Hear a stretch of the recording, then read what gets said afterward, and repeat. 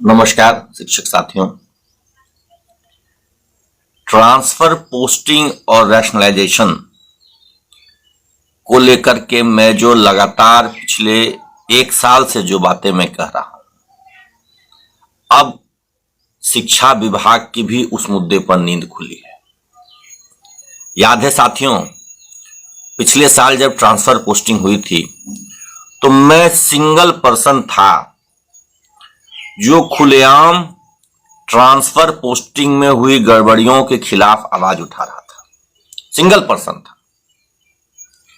तत्कालीन एसीएस, तत्कालीन शिक्षा मंत्री ने मिलकर के क्या गड़बड़ घोटाला किया ट्रांसफर पोस्टिंग में, मैं खुलकर इस बात को रखता था। और इस बात से तत्कालीन एसीएस महोदय, जो शिक्षकों के मसीहा बने हुए थे, बहुत नाराज होते थे। बहुत कुछ मेरे खिलाफ उल्टा सीधा सब जगह बोलते थे। बड़े बड़े राजनेताओं से मेरी शिकायत करते थे और मैं कहता था कि इन्होंने बिहार की शिक्षा व्यवस्था को बर्बाद कर दिया। और आज शिक्षा विभाग को इस बात का एहसास हो रहा है। कैसे एहसास हो रहा है? अब जब सभी विद्यालयों से छात्रों की संख्या और शिक्षकों की संख्या के संबंध में रिपोर्ट मांगा गया है, तब जाकर के शिक्षा विभाग के पदाधिकारियों का होश उड़ गया। होश क्या है जानते हैं? बिहार के 12 जिलों में सरप्लस शिक्षक हैं। ये वर्ड सुनते ही आपको मेरी याद जरूर आती होगी, surplus teachers. Because I was the single person जो लगातार सरप्लस टीचर्स की बात में बोलता रहता था। मैं क्यों बोलता था पता है? क्योंकि जो पटना से दूर वाले जिले हैं, खास करके कोसी सीमांचल के जो इलाके हैं, जमुई है, बांका है, इन सब जगहों में क्या हुआ है, खाली पड़ गए हैं ये सारे जिले। खाली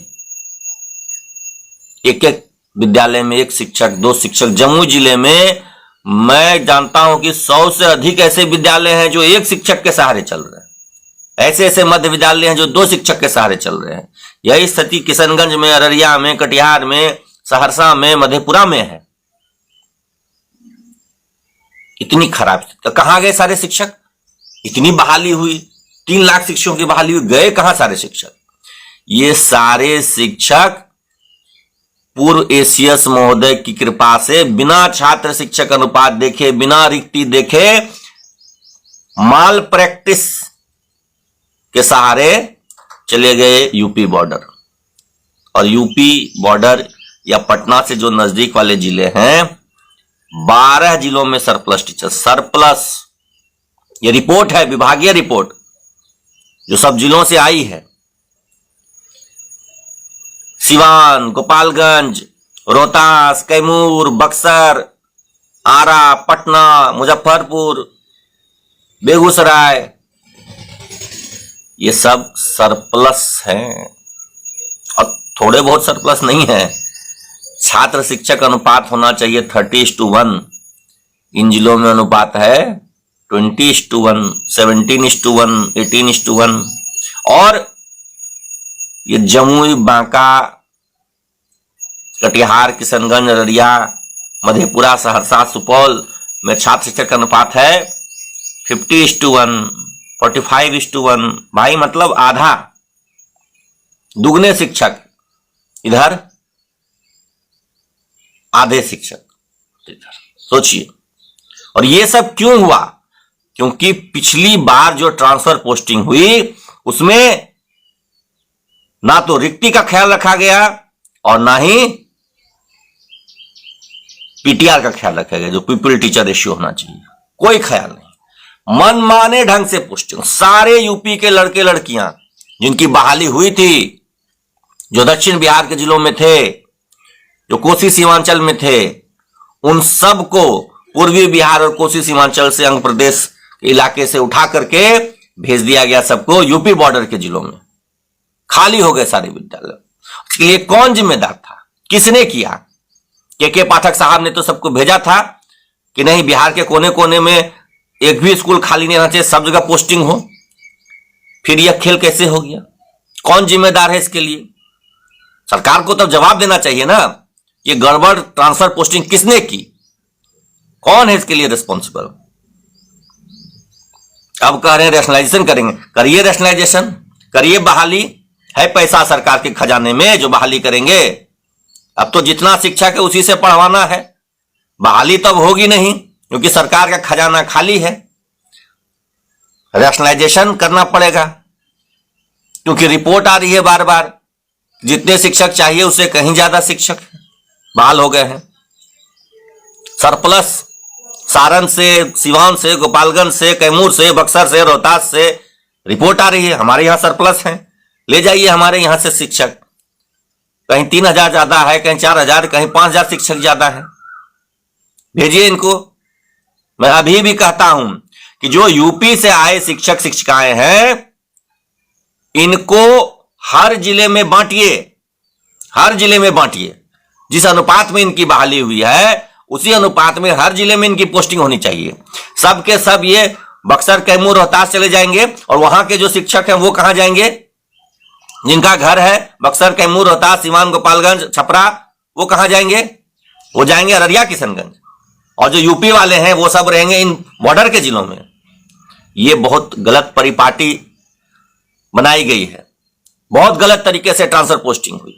उसका खामियाजा सिर्फ शिक्षा विभाग नहीं भुगत रहा है बल्कि यहां के जो गरीब बच्चे हैं वो भुगत रहे हैं। जमुई, मुंगेर, बांका, कटिहार, किशनगंज, सहरसा, मधेपुरा, इन क्षेत्र के जो छात्र हैं, जो शिक्षा ग्रहण करने वाले बच्चे हैं, उनकी स्थिति दयनीय है क्योंकि स्कूलों में शिक्षक नहीं बचे। सारे शिक्षकों को निकाल करके यूपी के बॉर्डर जिलों में भेज दिया गया है। वापस इनको भेजना होगा, वापस। ये जो यूपी वाले आए हैं यहां, इनको रैशनलाइजेशन करना पड़ेगा। इनकी पोस्टिंग हर जिले में समानुपात में होनी चाहिए।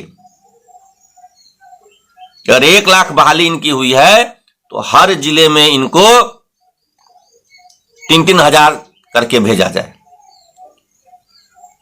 नहीं तो क्या होगा? कुछ जिलों में 20:1 और बाकी जिलों में 45:1, 50:1 का रेशियो रहेगा।